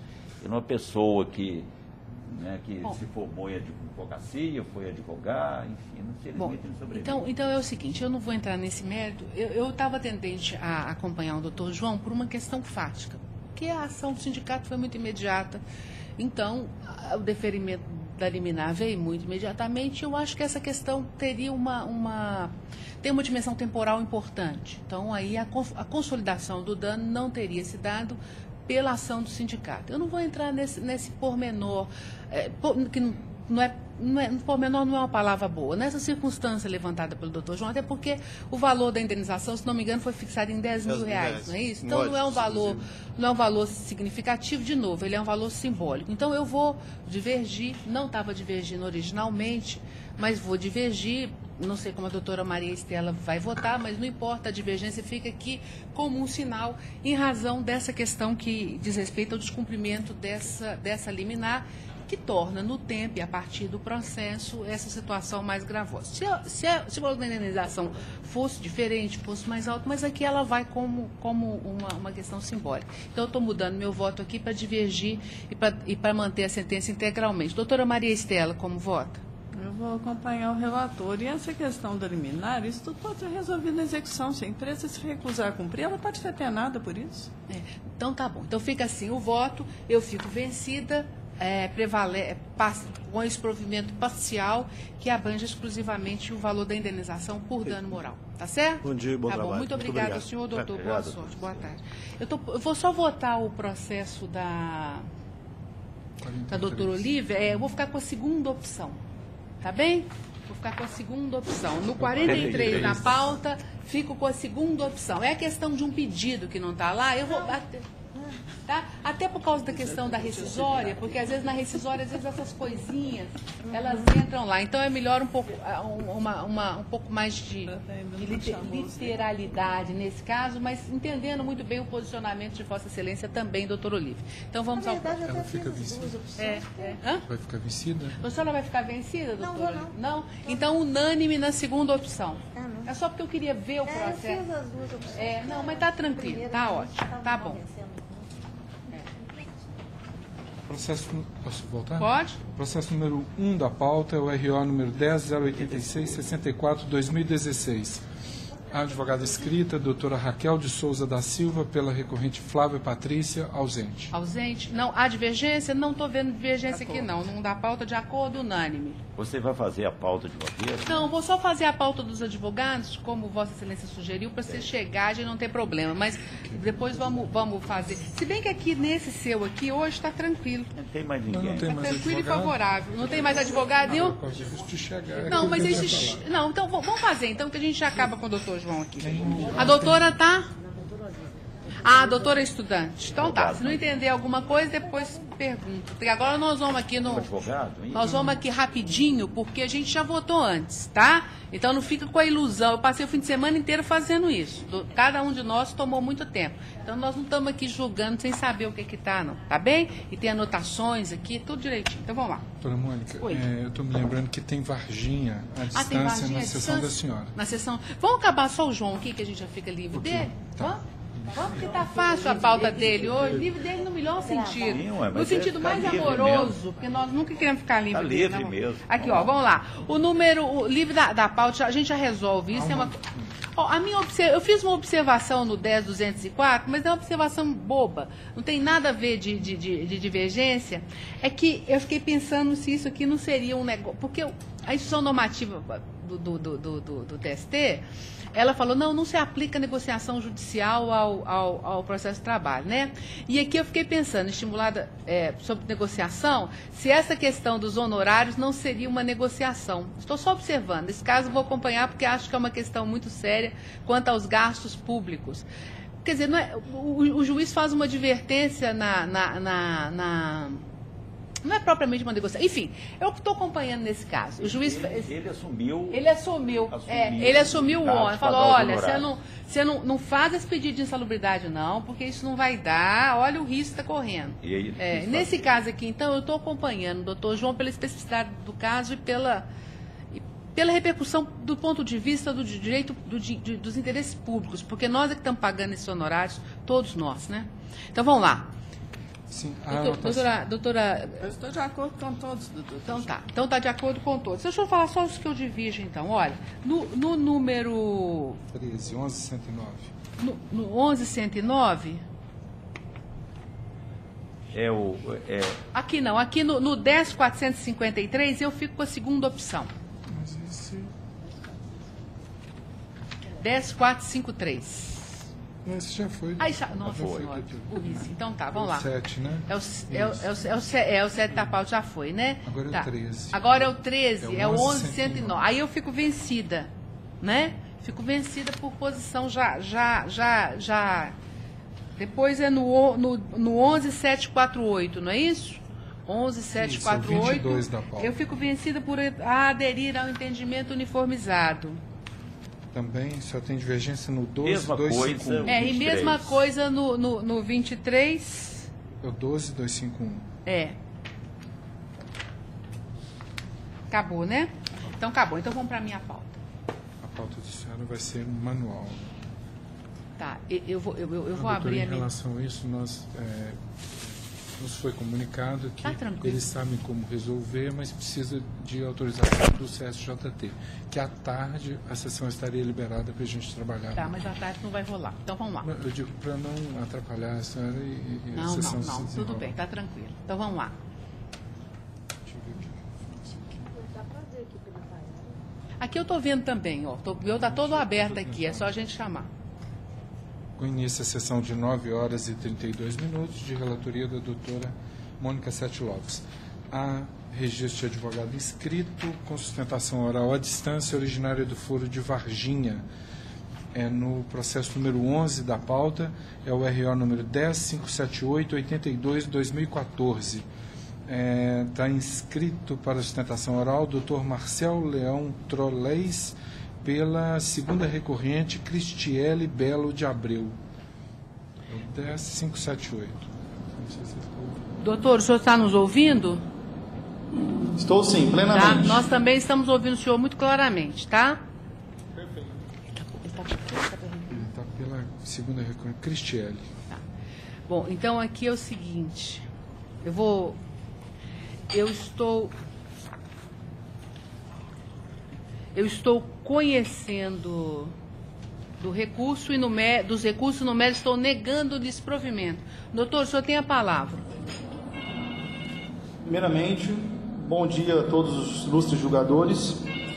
Bem, a matéria controvertida do recurso diz respeito ao entendimento de laudo pericial, à luz do artigo 479 do novo CPC.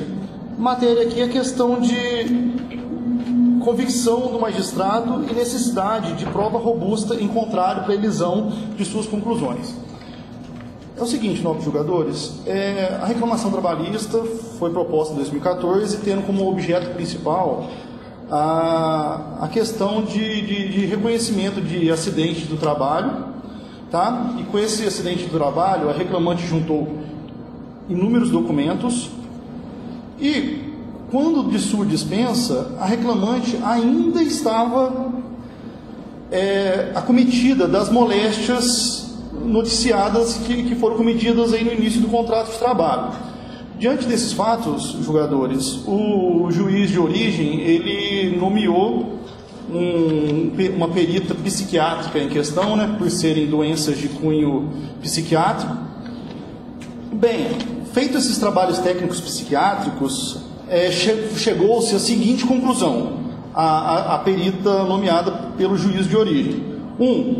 Que a reclamante estava doente e passando por tratamento médico quando de sua dispensa. 2, que a reclamante estava inapta ao trabalho quando de sua dispensa e continua até a presente data. 3, a perita também identificou o nexo de causalidade entre as doenças da reclamante e as condições do trabalho.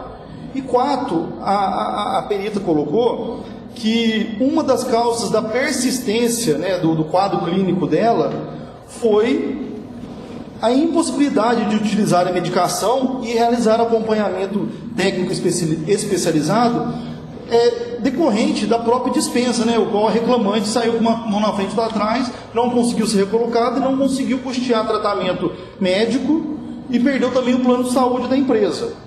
Então, excelências, ficou bem claro isso diante desse trabalho pericial. Nessa linha, o juiz Acô, de origem, ele, inclusive na sentença, ao longo de sua explanação, ele reconhece na sua sentença um nexo de causalidade, através da concausa. Relata, passa brevemente por ele, admite, mas, excelência, no final das contas, conclui pela total improcedência da ação. Nesse sentido, a reclamante ofertou embargo de declaração, batendo no seguinte: o juiz ele não reconheceu o acidente do trabalho, mas ficou em controvérsia diante do laudo pericial que ela, na data da dispensa, ela estava impossibilitada ao trabalho. Então, não obstante o juiz ir contra o laudo pericial, ele foi omisso em relação ao ponto pericial em que a perita médica coloca que ela estava inapta ao trabalho quando de sua demissão. Então, nós entendemos, excelência, que, primeiro, em relação ao acidente de trabalho, que o laudo pericial ficou claro nesse sentido. Se não pelo cometimento total, seja então pela questão da concausa, que o próprio juiz reconhece, mas julga improcedente. E, não bastasse isso, se essas duas hipóteses não fossem acolhidas, é incontroverso que a reclamante, quando da sua dispensa, estava inapta ao trabalho e continua até hoje. Então, a gente vê aí nessa decisão originária uma omissão nesse ponto da questão de sequer conhecer ou apreciar essa questão da inaptidão da reclamante quando de sua dispensa, muito pela questão da dispensa obstativa. Entendeu? Daí a gente cai na seguinte questão. O juiz, ele, mesmo diante de um robusto conteúdo probatório que a reclamante juntou aos autos, diante da questão dessa perícia técnica contundente em relação ao quadro da reclamante, o juiz, nobres julgadores, ele simplesmente descarta todo esse material probatório, puxando a responsabilidade na sua livre convicção, mas o magistrado de origem, ele não fundamenta isso em qualquer documento probante sequer. Ele fundamenta que, diante de sua experiência como magistrado, e puxa essa sua experiência para julgar a improcedência da reclamante. Ora, o artigo 479 do novo CPC e uma atualizada jurisprudência do entendimento desse tribunal, é claro ao dizer que o juiz, ele pode sim, né, usar a livre convicção do magistrado, desde que exista prova robusta em contrário para a elisão de suas conclusões. E nesse caso, nobres julgadores, não existe fundamentação em qualquer documento que seja. O magistrado ACO, ele vai contra a documentação juntada pelo reclamante, vai contra a conclusão de sua perita médica psiquiátrica e fundamenta e conclui, pautado nas suas conclusões de experiência, que é um quadro de improcedência. Então, a gente está batendo nesse ponto e pedindo a reconsideração desse tribunal no que diz respeito a esses pontos. E diante disso, nobres julgadores, a gente pede, requer por fim, né, a reforma da sentença de origem para declarar a validade probatória, né, do laudo pericial do próprio perito de confiança do juiz, declarar essa validade. 2, reconhecer o acidente do trabalho e a concausa, que inclusive o magistrado de origem cita a concausa na sua sentença, mas depois não sabe por que ele julga improcedente. C, condenar a reclamada em indenização por danos morais, né, decorrentes do acometimento dessa sua doença, pautado no princípio da eventualidade, tendo em vista que ficou caracterizado que ela estava inapta quando de sua dispensa, a nulidade da dispensa, com a imediata reintegração e o pagamento das parcelas vencidas e vincendas até a sua plena recuperação. A declaração da reclamante na instabilidade acidentária e, por fim, né, a condenação da reclamada em indenização por danos morais decorrentes da dispensa discriminatória, porque ficou claro e patente que a mesma foi dispensada por conta da sua situação psiquiátrica. Bem, esse é o pleito principal do recurso da reclamante, e o qual reitera em sua integralidade desde já. Muito obrigado, bom dia a todos. Bom, primeiramente, doutor, não se trata, a discussão aqui não trata de acidente de trabalho. Ela pode tratar de uma doença que tenha nexo com o trabalho. Mas nesse caso aqui, é preciso a gente avaliar as provas com muita clareza. Em primeiro lugar, falta aqui um elemento que seria o elemento de prova e de circunstância relevante, que seria essencial para que a gente pudesse ter mais clareza na defesa desse aspecto que o senhor está levantando da sustentação e que é o centro da discussão do processo. Não há nos autos prova, porque eu não estou tratando aqui de um empregado que tenha adquirido uma doença fisicamente, quer dizer, eu estou tratando de uma questão de sofrimento mental, que é uma coisa grave, uma depressão, ninguém discute que a depressão tenha acometido a autora. A questão é que tem que ter um nexo muito firme com a atividade de trabalho, ou, principalmente, uma certeza muito grande de que esse mal de que ela padecia fosse suficiente para a suspensão do contrato de trabalho dela ao tempo da dispensa. Então, o que seria uma prova muito contundente nesse sentido? Que ela tivesse ido ao INSS e o INSS tivesse deferido um auxílio-doença para ela logo depois da dispensa, por exemplo, quando ela ainda era beneficiária disso. Bom, isso não há nos autos. Eu não tenho um elemento de prova de que isso tenha acontecido. E ela ainda era beneficiária do INSS, ela poderia ter feito isso.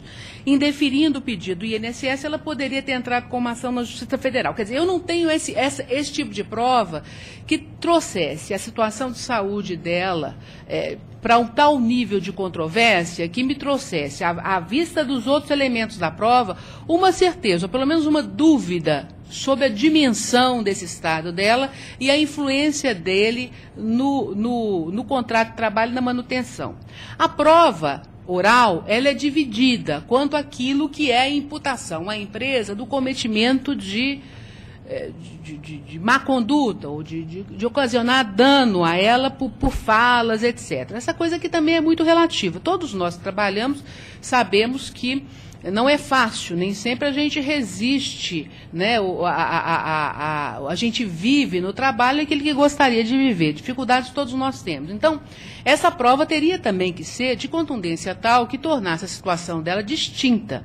Então, aí vem o exame da prova, como o senhor muito bem disse no princípio. O exame da prova toda feita no processo e dos exames clínicos demonstra que ela realmente padece estou chamando aqui de sofrimento, né, da depressão, etc.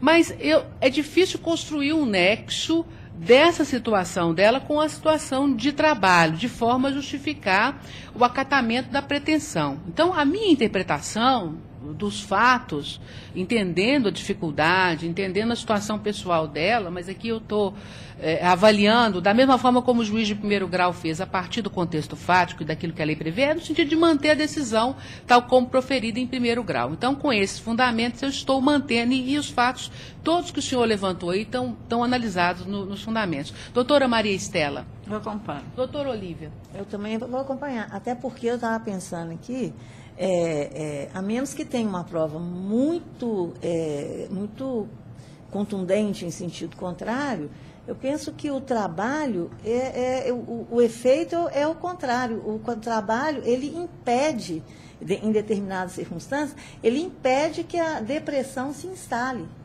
É o contrário. Então, eu vejo assim, eu tenho uma visão diferente.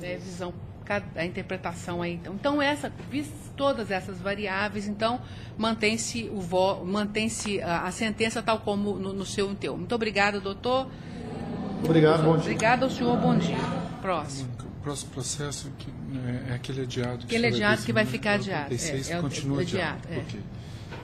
No processo, a anotação de divergência no processo número 1 da pauta é o 10.040.81/2015. Esse aqui eu fiz resuminhos também. Eu fico vencida na licitude. A doutora Maristela fica vencida em vários, são vários esses. Sim. Também no... Oi? Não entendi. Tá. Doutora Olívia, parece-me que no sistema não consta o voto da senhora nesse processo. Número 1? No 1 da pauta. Mas eu estou acompanhando. O entendimento dela é esse. Há também no 2 da pauta, a anotação de divergência é o 10.099. 10.099. Olívia e doutora Maristela. Então, nesse aí, a doutora Olívia fica vencida com relação ao artigo 467 e a doutora Maria Estela fica vencida na responsabilidade, ok? Não, eu estou de acordo, eu só reduziria mais a indenização. Não, qual que eu estou falando? Estou falando de outro? É porque ele mudou, nós estamos falando do 10.099. 68. Desculpa, 68. É porque tem 10.068. Não, é porque eu estou no processo errado, então. Eu também a pauta saiu... Não... 10.068, tá. Então é o 14 da pauta. 14? porque a minha pauta saiu diferente. Então. É o 10.068, então, né? De acordo. Então, peraí. 10.068. Não, então vamos falar direitinho os números. Não, mas é 10.068. Não, é porque tem dois, doutora. Tem o 10.099, 39 e o 10.099, 10.099. Vamos fazer na ordem? Peraí, deixa eu ver aqui. É o 2 da pauta. Não, então tá. Então, peraí. Não, então fala o nome. Qual que você está fazendo agora, de novo? Agora é o 68. 10.099, 68. Então, peraí. 10.099, 68. Aí eu fico vencida. Deixa o meu. Então, é esse que eu estou falando mesmo. 10.099, 68. Isso. Doutora Maria Estela fica vencida na responsabilidade. Estava falando certo, então. Okay. E doutora Olívia, tranquilo, tudo bem. Doutora Olívia fica vencida no 467. O voto prevalece por maioria. Qual que é o outro agora? O seguinte é o 10.099, 39. 10.099, 39. A divergência da doutora Maristela.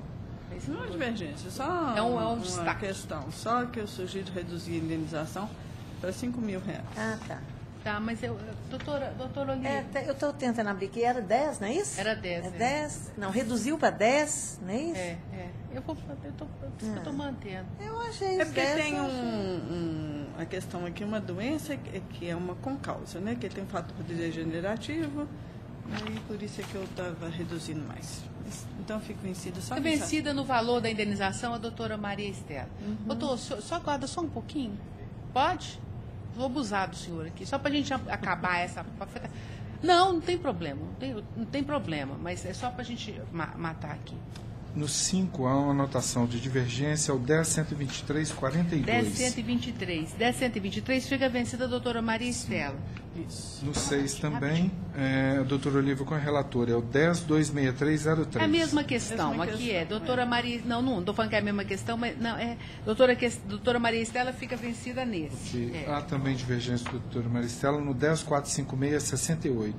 Esse aqui também, a doutora Maria Estela fica vencida, é a mesma questão. São vários dessa mesma questão. Tem vários. Há opções no 10.569.60.2015. Esse aí eu vou abrir aqui, eu queria destacar, porque tem duas opções. A doutora, eu fiz uma primeira opção de não conhecimento, né? A doutora Olívia está acompanhando nessa opção de não conhecimento. Eu preferia a segunda para esgotar. Já esgotar isso que eu fiquei pensando depois. É. Então tá. Então a gente mata a controvérsia e esgota. Então tá. Pode ser? Pode. A senhora concorda com a segunda opção, doutora Olívia? Concorda? Então prevalece a segunda opção unânime. Tá certo? No 12 é o 10.586.92, a divergência da doutora Maristela e doutora Olívia com a relatora. Então aí no 12, né? O 10.586, vencida a doutora Maria Estela, tudo no ponto já conhecido e entendido. No 15 é o 10.714.30, Mesma 2015. Coisa. Vencida a doutora Maria Estela, é questão já conhecida, porque nós estamos trazendo os processos todos de banco com teles. Ao ROPS. Com o calcino. Sim. O ROPS é o 10.885.47. A divergência da doutora Maristela e a doutora Olívia com a relatora. 2855, né? 10.855. Tá tranquilo. É porque você falou o número errado, mas tá tudo bem. Vencida não, tá tudo, nós estamos todos calmos. Vencida a doutora Maria Estela, também é matéria conhecida. Ok. No 21 é o 10.970.02.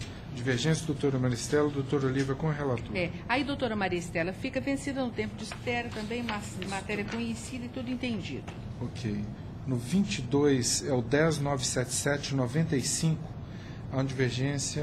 É uma ressalva de entendimento da doutora Maria Estela, que deve constar do dispositivo para maior clareza dos fundamentos. Okay. No 11.020.12, que é o 23, há uma divergência da doutora Olívia e da doutora Maristela. Então, aí, pontos distintos. Doutora Maria, eu entendi a divergência de ambos, eu entendi a da doutora Olívia também, tem sempre, está baseado inclusive numa súmula, eu vou adotar isso. Doutora Maria Estela fica vencida na CCT, doutora Olívia fica vencida na questão do ônus de prova em relação ao FGTS. Eu até acho que essa questão do FGTS eu não morro muito por ela, não, porque eu acho que como depois apura a diferença, pode apurar. Mas, enfim, vamos ficar assim, eu entendo a posição de Vossa Excelência, de todo mundo, aliás. Vamos lá. No 27, que é o 11.333.62, há uma divergência do doutor Maristela e doutora Olívia com a relatora. É questão de banco e call center, a doutora Maria Estela fica vencida por boas razões. No 29, é o 11.402.47, há uma observação da doutora Maristela, uma dúvida sobre sobrestar. Retirar de pauta e sobrestar. Deve ser arquivamento? O que é? Não, é telefônica. Vamos sobrestar. Enfim. Na dúvida, sobresta-se. Então vamos lá. 33, que é o 11.575.65, há uma divergência da doutora Maristela. Fica vencida a doutora Maristela, mais uma vez a questão de banco e call center. No 34, que é o 11.788.17, também divergência. Mesma situação, por bons motivos, fica vencida a doutora Maria Estela. E aí terminaram os meus. Certo? Os demais... O 4 está com lupa cinza até agora. Eu fico vencida no licitude da terceirização. É porque foi e voltou. Como então tá. Então, neles todos, a doutora Maria Estela fica vencida... No 4? O 4. É o 4. É o 10.122.49. É o 4, está com lupa vermelha ainda, porque como ele não conseguiu abrir a sala, ela não libera. A lupa é vermelha para mim e cinza para você. Então aí fica vencida por causa da terceirização. Isso. Também a matéria. Ele foi porque ele foi e voltou, então ele não tem como eu dar publicidade dele, ele não aceita aquela coisa. Bom, então agora vamos aos processos nos quais é relatora a doutora Maria Estela. Que é a sessão de 9 horas sessão e 34. de 9h34. Há 2 advogados inscritos e ausentes. Apregou? Vamos apregoar esse? Doutor, o senhor... Felipe, na Ilha da Próxima. É da próxima? É. Tá. Espera um pouquinho ainda, está com tempo? Pode esperar? Processo então, a gente agradece. Vamos lá. Da sessão de 9h34, processo número 10.620.57/2015. Está inscrita para sustentação oral a doutora Raquel de Souza da Silva, pela recorrente Silvia Miriam Davi Alves Gomes. Há divergência? Não. Não? Então, unânime, prevalece na forma proposta pela relatora. O segundo processo com inscrição é o 10.150.95/2016. Também a mesma advogada, pela recorrente Dáurea Antônia Frazão Lage. Há divergência? É o 1 da pauta. Há divergência? Não. Bom, então aqui, o que eu vejo de divergência aqui é no 3 da pauta, o 10.317. Vencida a doutora Olívia. Fica vencida a doutora Olívia. O voto prevalece na forma proposta pela relatora por maioria. Depois eu vejo um registro de divergência aqui no 10.823. Sim, doutor. É o 8 da pauta. É o 8 da pauta. Quem diverge? Doutor Olívia no 467 e o doutor João Bosco no 477. Tá, então aí prevalece o voto da relatora, vencida a doutora Olívia no 467 e o doutor João Bosco no 477. Agora eu acho que não tem divergência nenhuma mais. A minha era única. A sua era a única, Há opções no 12 da pauta, que é o 11.006/86. 11.006, há opções. Eu vou ficar vencida, porque eu estou na segunda opção, tá. Doutor João está na primeira. Então tá, doutor João na primeira, prevalece a primeira, fica vencida a doutora Olívia na segunda opção. No 13, há uma divergência da doutora Olívia, que é o 11.099/03. É o 11.099, há uma divergência da doutora Olívia que fica vencida. Há opções no 16, que é o 11.426/75. 11.426, achei. Primeira 16. opção, doutor João também? Primeira também. Todo mundo na primeira? Primeira opção unânime. Muito bem, então vamos lá. No 17 ficou uma dúvida se há divergência. É o 11.446/80. 11.446? É. 11.446. Ah, não tem nenhuma marcação? Porque parece que no sistema acusa a divergência quando a gente consulta, mas não tem a gente registro. não visualiza isso. Ah, tudo bem. Um minutinho, deixa eu ver aqui. Inadvertidamente. Então vamos conferir aí. Eu estou vendo transporte de valores aqui. Deixa eu votar nele, quer ver? Não, Vossa Excelência não vota. Eu sei que eu não voto, mas é porque quando eu voto aparece o resuminho. Não tem não. É porque no tipo de voto lá embaixo aparece um com relator e um divergente. É isso que eu queria ver. A dúvida foi essa. Deixa eu ver se é. Lá no voto, lá naquele quadrinho que aparece embaixo, sabe? Tá aparecendo uma divergência. Peraí. No meu, não. Como é que está em cima aí na sua? Todo mundo está acompanhando? Doutor João Bosco que apontou. Tá, eu estou acompanhando. A divergência é do João. Eu estou de acordo. Espera lá um minutinho. Vê se você está... Olha sim, eu vou ficar parcialmente vencido, é isso, porque eu não sei onde que foi parar. É nesse indenização por transporte de valores. Tá certo. Pode anotar. Então, prevalece o voto da relatora, vencido parcialmente o doutor João nesse aspecto. Okay. No 18, o 11.469/10, há uma divergência do doutor Olívia, doutor João Bosco com a relatora. Então, prevalece o voto da relatora, fica vencida a doutora Olívia nesse ponto que levanta. Agora, tem um destaque no 12.543, é alguma coisa relevante? O 12 já é da doutora Olívia. Não, é 19, né? É o 19 da pauta, tem um destaque. É uma incisão Não, fui eu que fiz. Tá. Foi ela mesma que fez. Foi doutora, é uma explicação. Não, tá tranquilo. É porque eu não voto, eu não. Esses aí eu não tive tempo para anotar, mas tá ótimo. Então, os demais prevalecem na forma dos votos da relatora, observando-se as votações antecipadas. Agora vamos à pauta lá do doutor, a quem nós agradecemos por já ter nos ajudado aqui a avançar na pauta. Agora sou eu, né? Com início a sessão de 9h36, de relatoria do Dr. Olívia Figueiredo Pinto Coelho. Há uma inscrição que é no processo número 12 da pauta, que é no RO número 10.811/46/2015. Só uma observação, aqui, ó, nesse aqui eu sou suspeita do presidir, tá? Não, nem Qual que é? Agora, então, 10.322. Não, mas não é para votar, não é tranquilo, é na sua pauta. Ah, tá. É que eu lembrei que é um processo que eu não tem problema nenhum, não, mas só... Os recorrentes são Luiz Carlos Cabral e Monarca Transportes Limitada, recorridos os mesmos. Inscrito para sustentação oral, Dr. Felipe Dourado Lages, pelo recorrente Luiz Cabral. 12 da pauta, com a palavra... Está pronta, doutora Olívia? Sim, senhora. Com a palavra a relatora para a súmula do seu voto. Eu conheço dos recursos interpostos.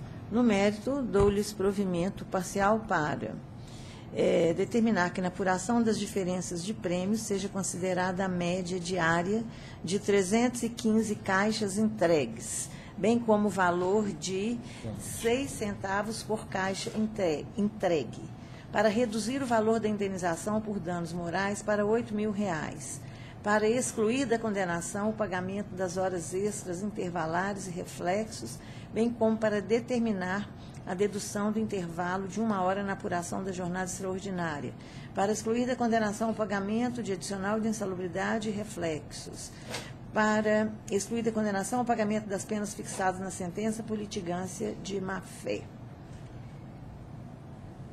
Reduz o valor da condenação para R$ 7.000, das custas para 140 pela reclamada. Doutor, tem a palavra. Primeiramente, bom dia Bom para dia, todos bom dia, os caríssimos senhores embargadores presentes. O reclamante pugna pelo não acompanhamento de propósito de voto da relatora. O que ocorre aqui é o seguinte, antes de mais nada, só para poder explicar, a Monarca Transportes é uma grande empresa com atuação em todo o Brasil e ela presta serviço para a Ambev, para a entrega dos seus produtos comercializados e possui mais de quase uma centena de unidades espalhadas por todo o Brasil. É uma empresa muito grande e a operação dela é muito semelhante em todas as suas unidades. Esse problema ocorrido com o reclamante ocorre com os seus demais funcionários também. O que acontece, doutora? Eles são designados para poder fazer entregas dos produtos, muitas das vezes em lugares de difícil acesso, em lugares extremamente perigosos. Se for observado o depoimento da testemunha ouvida a rúco do reclamante, que inclusive era o supervisor dele, lá consta que a empresa era para colocar uma escolta armada na entrega nesse tipo de local, nessas favelas, só que efetivamente isso não ocorria. O senhor Luiz Cabral, ele foi, junto com sua equipe, ele foi assaltado com arma de fogo colocado na cabeça dele. Existe prova, existe depoimento, existe boletim de ocorrência no processo. E voltando, inclusive, para o CDD da empresa, foi relatado tudo o ocorrido, as promessas que foram feitas e não foram concedidos.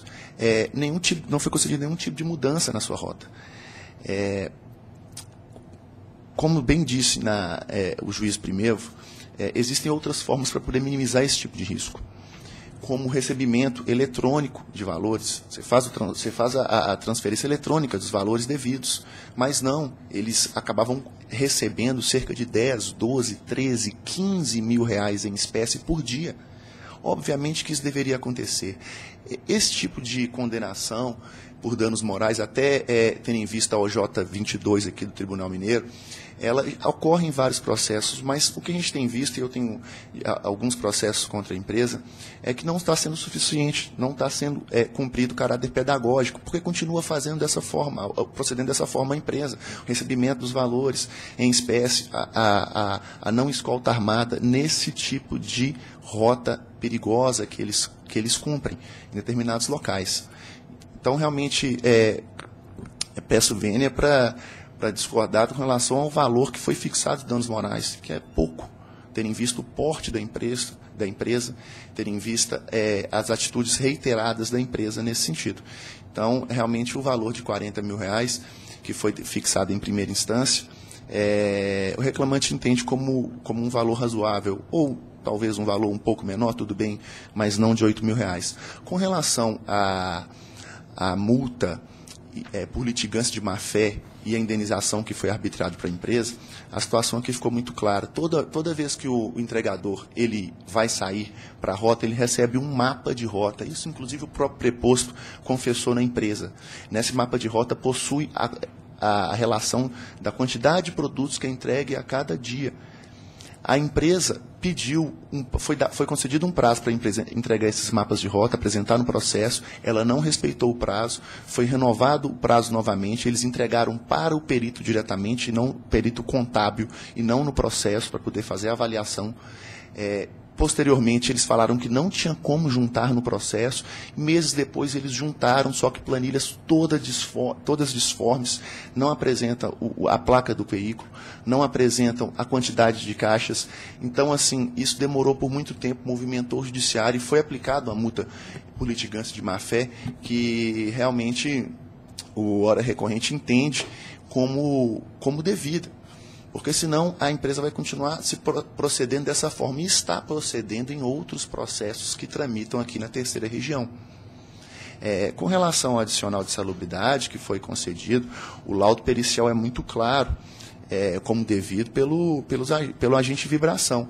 Eu não sei qual que foi a razão da relatora para poder realmente decotar essa condenação, enfim, mas existem alguns pontos que realmente, inclusive o intervalo intra-jornada, esse pessoal, por mais que faça entregas externas, existe prova oral produzida, robusta, contundente, que a rota deles é controlada, seja porque o caminhão ele é rastreado, seja porque eles ficam no telefone com o supervisor ligando sempre para saber onde eles estão, o que eles estão fazendo.